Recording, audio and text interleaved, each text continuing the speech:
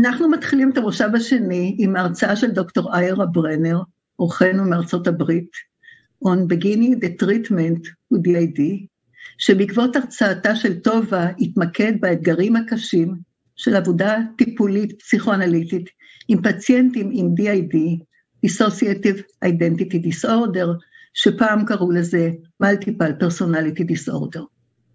אני שמחה שהזום מאפשר לנו את השתתפותו של דוקטור ברנר בערב הזה, כי יחד עם כל הדברים החשובים שתכף אפרט לגביו, הוא אחד הפסיכואנליטיקאים הבכירים והנודעים בארצות הברית, שעסקו במשך שנים בהרחבת החשיבה הפסיכואנליטית, התיאורטית והקלינית, מן הלא מודע פרוידיאני שמתמקד בהדחקה, אל הלא מודע הלא מודחק של טראומה ודיסוציאציה. דוקטור ברנר הוא פרופסור קליני לפסיכיאטריה באוניברסיטת תומאס ג'פרסון בפילדלפיה, ואנליטיקאי מנחה ומדריך במרכז הפסיכואנליטי של פילדלפיה.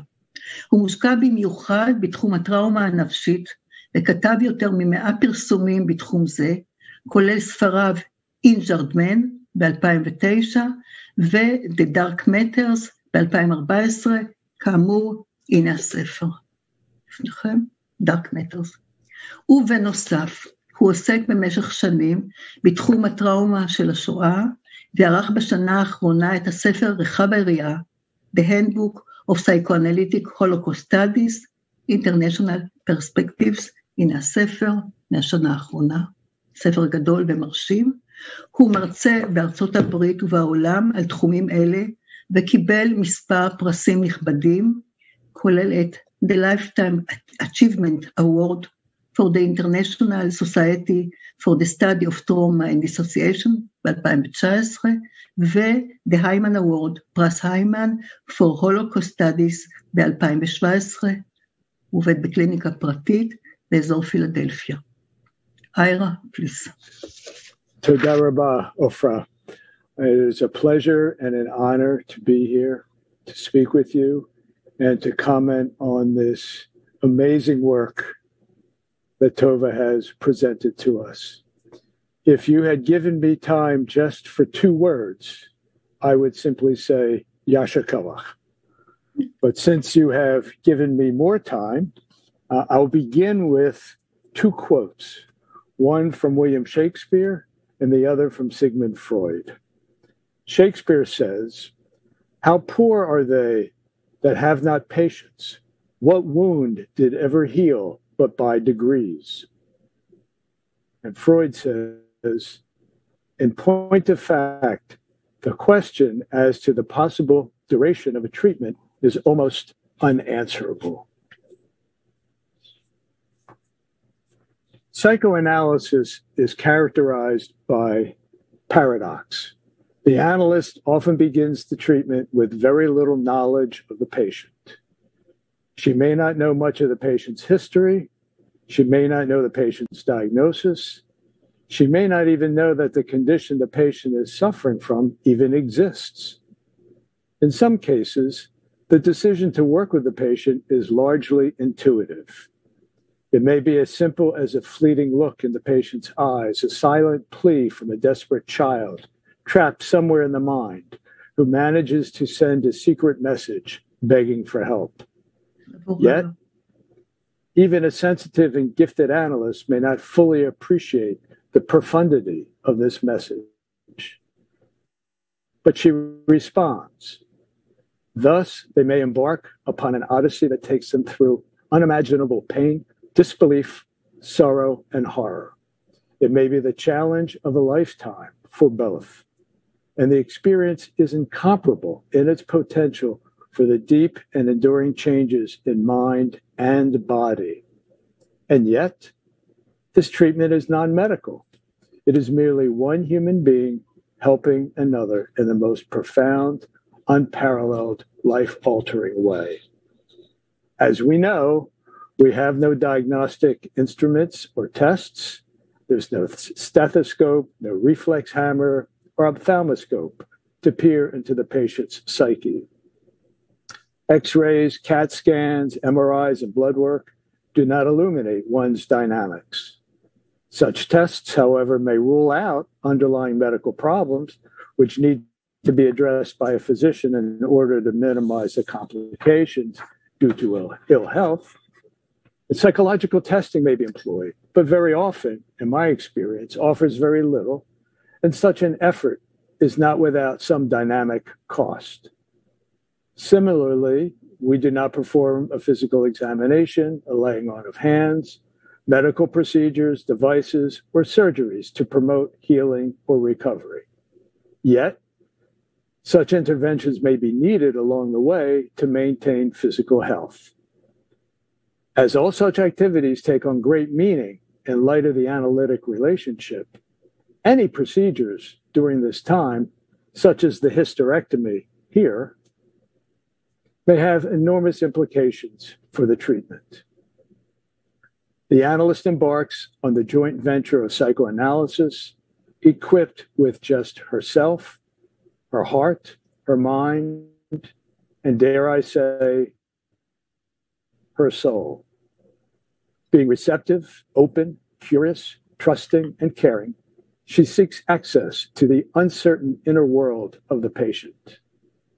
But since the domain of the analytic universe did not include severely traumatized people whose minds were populated by auto-hypnotically fueled dissociated self-states, they present a major challenge. Tova's extraordinary account of her truly heroic work was just such an individual, provides us with an invaluable guide to such extreme challenges. Freud states in his Technique paper on beginning the treatment, anyone who hopes to learn the noble game of chess from books will soon discover that only the openings and endgames admit of an exhaustive, systematic presentation, and that an infinite variety of moves which develop after the opening defy any such description. If the infinite possibilities in analysis with a neurotic can be likened to chess, then daring to work with a patient whose mind is inhabited by seemingly separate cells is exponentially more complex. I have likened it to playing chess in 3 dimensions all at once. The permutations are utterly mind-boggling. Imagine what it's like to conduct group therapy, not knowing how many members were in the group, and the group members not even knowing the existence of the others.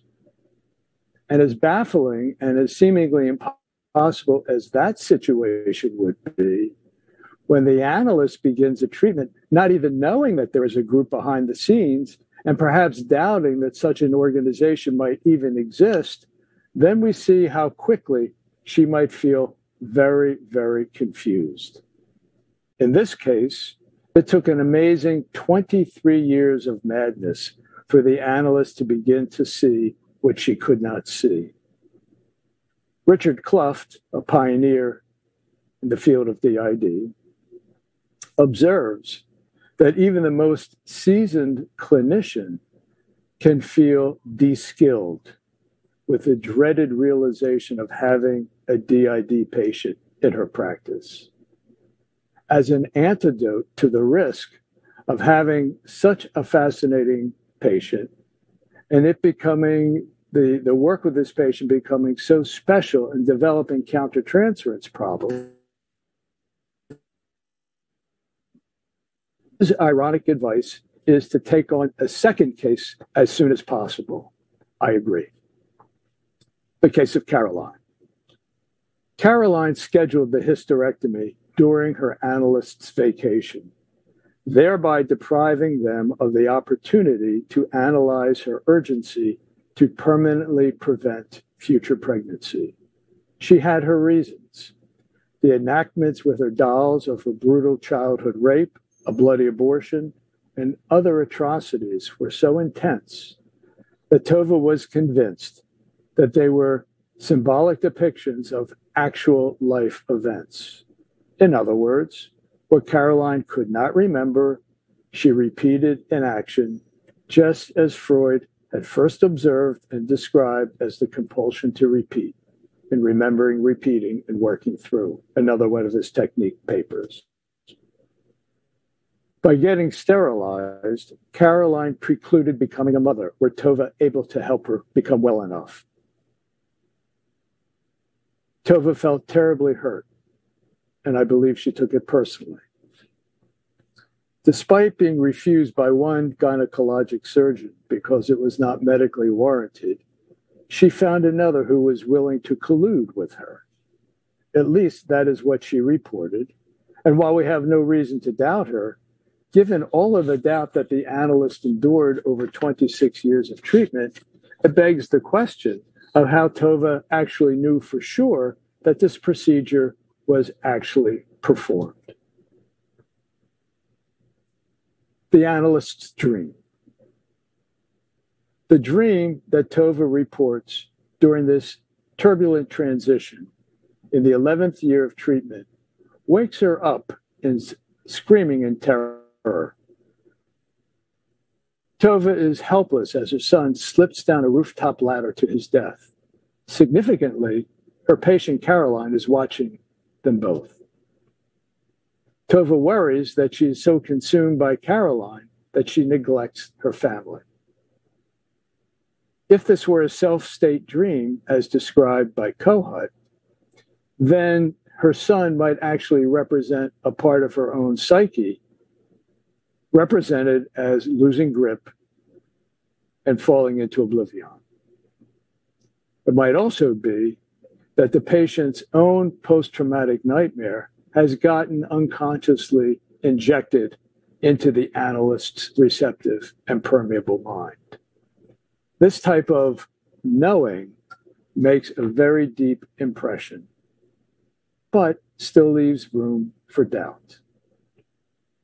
The issue of knowing and not knowing, as per Laub and Auerhahn and others, is pervasive for both. So reliance on one's gut or intuition is essential. When meeting 4 times a week for many years, if there is consistency and increasing depth to the patient's narrative and enactments, it can become quite believable, especially if the story does not change and just becomes more fleshed out. The seemingly unbelievable atrocities that get chronicled over and over and over again become convincing. Yet, doubt persists. The dissociative triad, as I have learned, often consists of knowing and not knowing, being here and not here, and it being me and not me.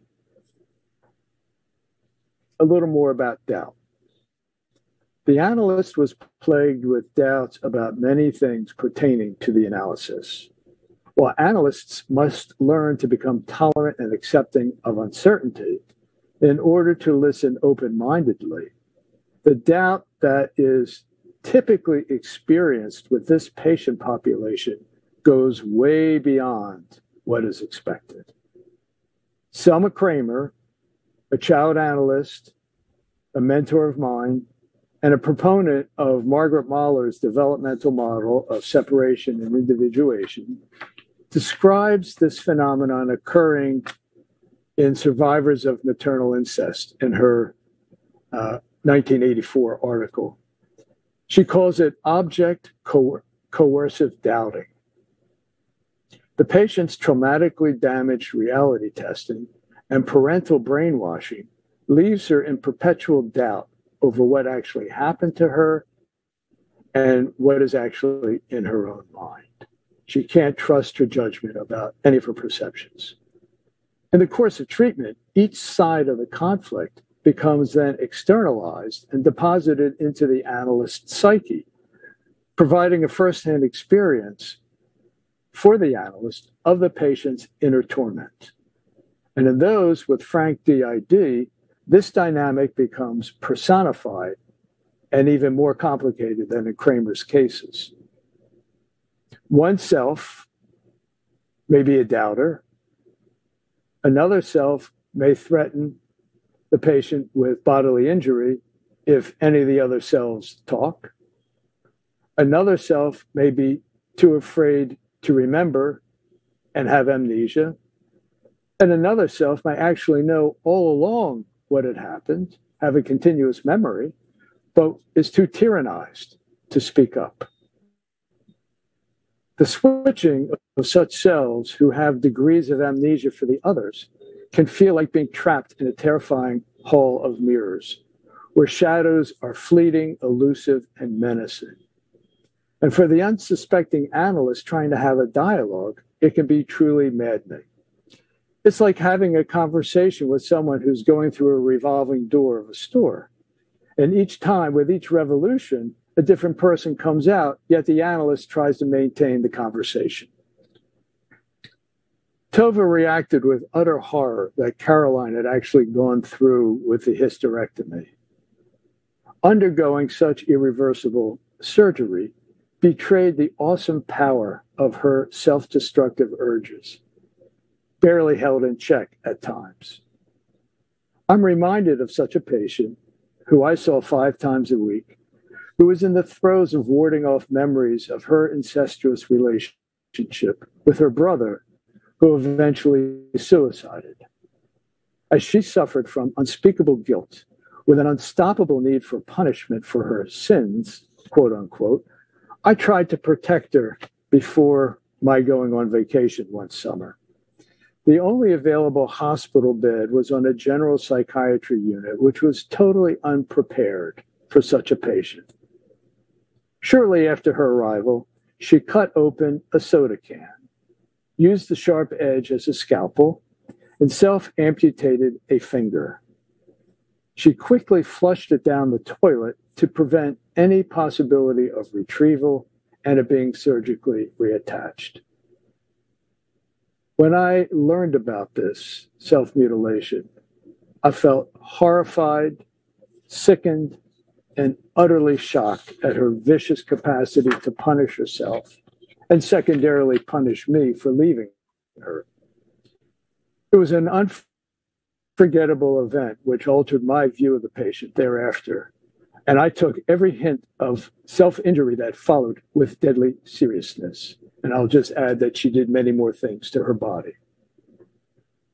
Therefore, I think Tova had every reason to believe that her mysteriously tortured patient might truly kill herself if her pain became unendurable. That belief was evidently weighing on her mind when the analysis ended seemingly abruptly, after the patient loudly declared that she could go on no further. But she had benefited greatly by then. It was a sound decision given the fact that this was an outpatient treatment with a limited holding environment, as opposed to when during periods of life-threatening crises, there might be an opportunity for continuing work in the safety of a specialized inpatient unit. I had the rare opportunity of being an associate director of a dissociative disorders unit in Philadelphia for many years, where such treatment was actually possible. Were that an option here, then perhaps treatment might have continued, and perhaps they might have even reached a new level. In such a unique environment, safety could be more assured, but by no means guaranteed. Nevertheless, in such an expanded holding environment, the transferences become diluted, and this attenuation may make it a little safer to engage with those cells organized around an identification with the aggressor, the perpetrators, and the continued urges for harm. Since, in my view, it is essential to develop a therapeutic alliance with the patient in all states of mind in order to dissolve the dissociative barriers, the challenge is to empathize, somehow, find a way to empathize with the most odious, hateful, and destructive elements of the patient's mind. This approach is definitely an application of the Caucasian model, but it is counterintuitive in this context, as we see in Tova's power struggles during what she calls the era of terror.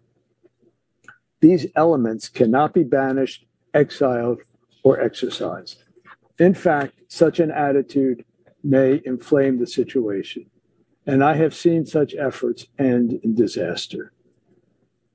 These aggressively derived selves often contain great amounts of energy and talent, another paradox, which when neutralized and harnessed may actually serve as additional fuel for the patient's newfound ego strength and sublimations. They're essential. Analysts have long known that psychosexual development is a major organizer of identity and personality development. This is Freud, 1905. And different sexual pathodevelopmental lines seem to be operative in the genesis of the various cells in D.I.D, or what I call the lower level dissociative character. And in fact, this is really not a surprise. There's a high percentage of patients who have experienced early sexual trauma are known to develop sexual pathology. So it's not surprising. But again, when we see things D.I.D style, they become personified.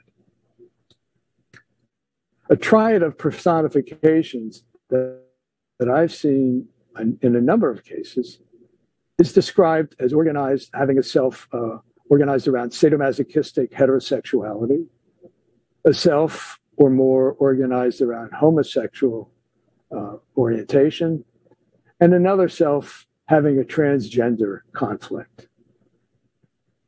In this latter situation, as it manifests itself in D.I.D, the trans conflict would present in a woman who has a male self, a male alter.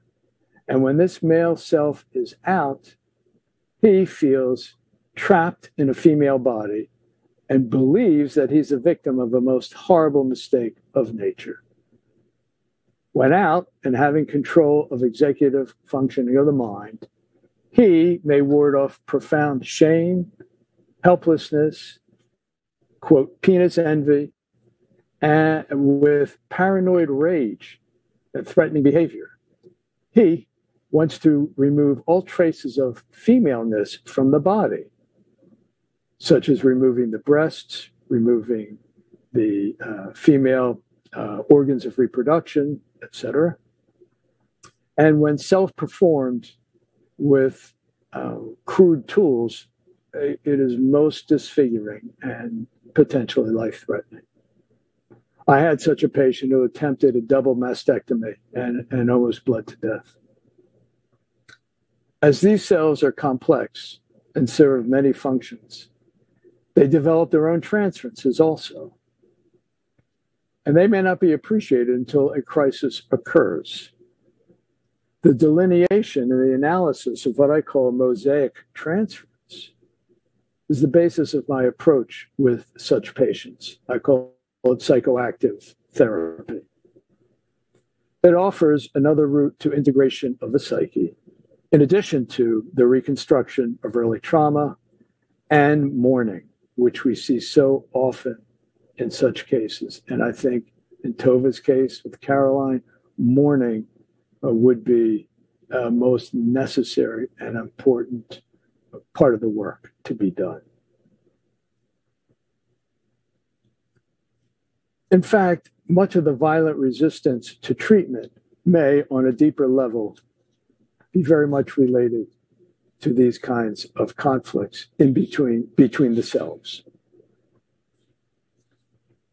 And a desperate effort to stave off a loss of cohesion of the self and annihilation anxiety due to the merger experience and the growing intimacy in the analytic relationship. And seemingly masculine-like outward experience, shaving off her hair, and in the enactments, turning her doll into a boy, and hypnotically inducing Tova to cut off her hair was an externalization of such a dynamic here. But it's only speculative. In conclusion, and with the advantage of hindsight, we can see a red thread throughout the analysis, from Caroline's initial complaint until the last day of this truly remarkable case. Caroline regressed and got destabilized at work with the uninvited intrusion of a man, assisted by another woman, into her private space at work. This intrusion seemed to be a recapitulation of her childhood trauma, with her father's repeated penetration of her young body and her mother's collusion, leading to a deformation of her developing mind and physiology, as a horrifically unbelievable story got enacted throughout the course of treatment. Then, after about a quarter of a century of a most difficult journey together, another man intruded. This time, it was an internal man, a dissociated self based on the father, her perpetrator.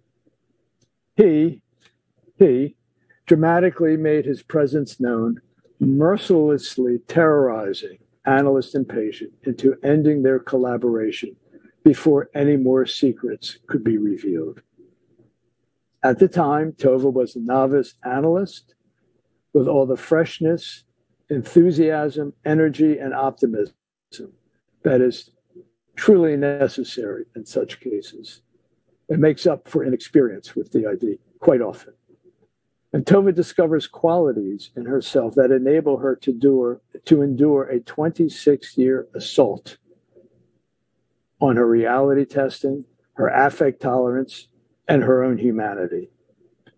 She finds the patience to endure 11 years of silence and massive confusion, while Caroline, her mentally tortured patient, wordlessly engages, appropriates, and at times enslaves the analyst's receptive mind, enlisting it to enact dissociated horrors of her childhood symbolically, functioning as an auxiliary ego and supplying words to the unfolding horror story. The analyst is like a reflective mother, and they co-create a sanctuary for the patient as she allows her to regress to the deepest levels of merging with another human being. Guided only by a small circle of supervisors and colleagues along this perilous and lonely path into the patient's madness, Tova discovers the reality of the existence of D.I.D, and she endures and finds a way to help her patient.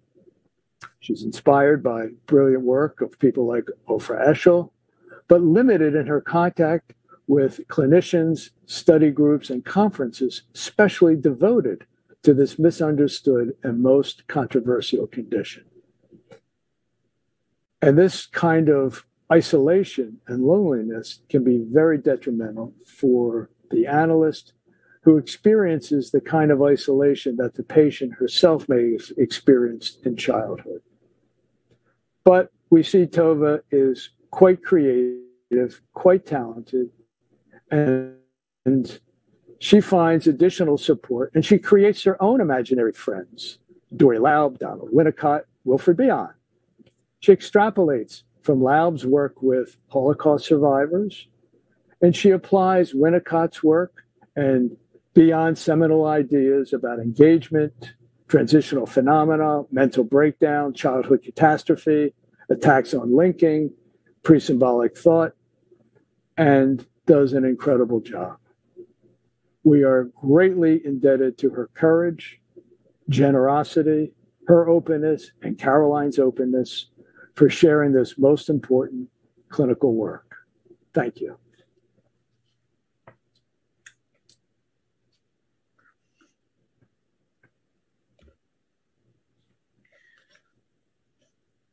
תודה רבה לדוקטור איירה ברנר, שהוסיף לחשיבה על הרצאתה של טובה מהידע ומהניסיון הרבים שלו, אודות התחום הקיצוני והייחודי של D.I.D.